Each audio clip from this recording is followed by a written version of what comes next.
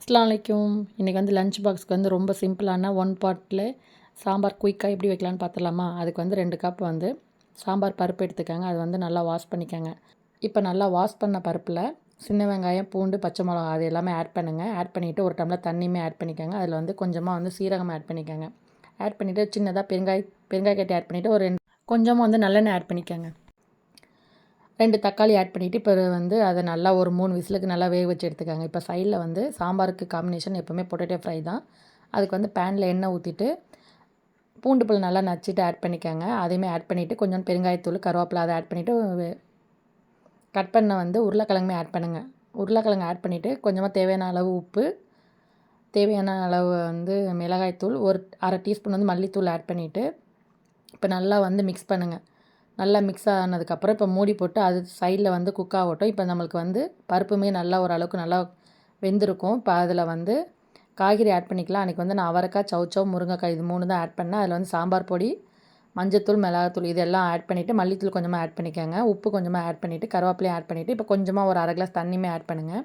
அதையுமே மறுபடியும் வந்து ஒரு 2 விசிலுக்கு நல்லா வேக வச்சு எடுத்துக்கோங்க. இப்போ வந்து நம்மளுக்கு உருளைக்கிழங்குமே ஓரளவுக்கு நல்லா குக் ஆகிருக்கும். அதை ஓப்பன் பண்ணி பிடிக்காமல் இருக்கிறதுக்கு கொஞ்சம் லைட்டாக கிளறி விட்டு மறுபடியும் இப்போ வந்து மூடி போட்டுடலாம். இப்போ மார்னிங் பிரேக்ஃபாஸ்ட்டுக்கு வந்து நான் இட்லி தான் ஊற்றுறேன்.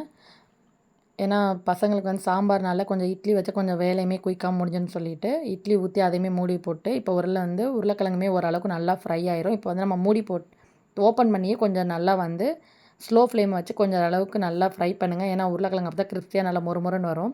இப்போ வந்து பசங்களுக்கு வந்து உருளைக்கிழங்கு மட்டும் பத்தான்னு சொல்லிவிட்டு நான் வடகம் தான் வறுக்கிறேன். ஃபஸ்ட்டு வந்து வெங்காயத்தில் கொஞ்சமாக வறுத்துட்டு அதுக்கப்புறம் பட்டை, முறுக்கு வத்தல் அதுவுமே வடகம் வந்து வறுத்து அதையுமே எடுத்து வச்சுட்டேன். இப்போ வந்து நம்மளுக்கு வந்து 2 விசிலில் வந்து காய்கறியுமே நல்லா குக் ஆயிடுச்சு. இப்போ இந்த அதில் வந்து கொஞ்சமாக ஒரு 2 டேபிள் ஸ்பூன் வந்து குழிக்கரண்டியில் வந்து புளியை ஆட் பண்ணிக்கோங்க.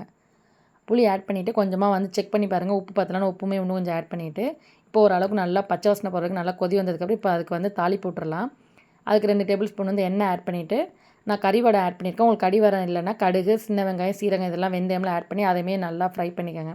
நல்லா ஃப்ரை ஆனதுக்கப்புறம் அதில் வந்து பெருங்காயத்தூள், கொஞ்சமாக வந்து மிளகாய்த்தூள், கருவேப்பிலை, மல்லிக்கீரை, நெய் இதெல்லாம் ஆட் பண்ணிவிட்டு இப்போ அதையுமே தாளித்து அதையுமே சாம்பாரில் ஆட் பண்ணிடலாம். இப்போ நம்மளுக்கு வந்து சாம்பாருமே ரெடி ஆயிடுச்சு. இப்போ கடகடன்னு வந்து ரைஸில் கீ ஆட் பண்ணி சாம்பாருமே ஆட் பண்ணிவிட்டு இப்போ லஞ்ச் பாக்ஸ் ரெடி பண்ணி நல்லா பேக் பண்ணிடுங்க. மார்னிங் பிரேக்ஃபாஸ்ட்டுக்கு வந்து நான் இட்லி, சாம்பார், தக்காளி சட்னி தான். கண்டிப்பாக இந்த சிம்பிளான லஞ்ச் பாக்ஸ் ரெசிபி வந்து உங்களுக்கு கண்டிப்பாக பிடிக்கும்னு நினைக்கிறேன்.